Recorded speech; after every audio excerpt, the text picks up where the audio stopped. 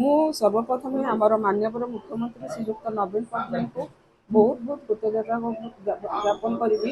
ସେ ମୋ ଉପରେ ଆଉ ଥରେ ଭରସା କରିଥିବାରୁ ଆଉ ତାଙ୍କର ଏଇ ଭରସା ଓ ବିଶ୍ୱାସ ନିଶ୍ଚିତ ଭାବରେ ଆମ ବ୍ରଜରାଜ ନଗରବାସୀ ମୋ ସହିତ ସାହାଯ୍ୟ କରିବେ ଆଉ ଆମେ ଆଗକୁ ନିଶ୍ଚିତ ଭାବରେ ବହୁତ ବଢ଼ିଆ ରେଜଲ୍ଟ କରିବୁ ବୋଲି ମୋର ଆଶା ଅଛି।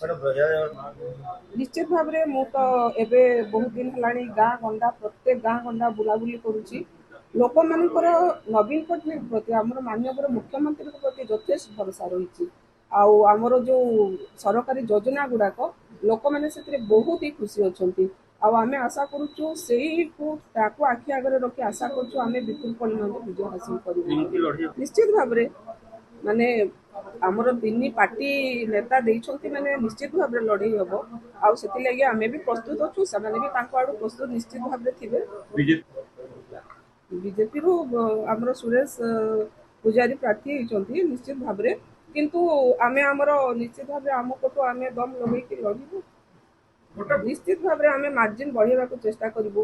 ଆମର କର୍ମୀମାନେ ବି ବହୁତ ଉତ୍ସାହିତ ଅଛନ୍ତି।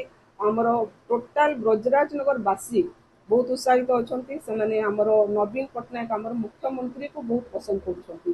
ତ ଆମେ ଆମ ନବୀନ ପଟ୍ଟନାୟକଙ୍କ ଲାଗି ଆଉ ଆମର ଯେଉଁ ଏଇ ବର୍ଷ ଭିତରେ ଆମେ ମୋର MLA ହେବାର କେତେ ମାନେ 2 ବର୍ଷ ପ୍ରାୟ ପାଖାପାଖି ହେଇଛି। ଆମର ଯେତିକି କାମ ହେଇଛି ଆମ ବ୍ରଜରାଜନଗରରେ ନିଶ୍ଚିତ ଭାବରେ ଆମେ ଆଶା କରୁଛୁ ଯେ ଲୋକମାନେ ଆମକୁ ଭରସା କରିବେ ବୋଲି। ମୁଦ୍ଦା ରହିବ ଆମର ନିଶ୍ଚିତ ଭାବରେ ବେକାରୀ ସମସ୍ୟା।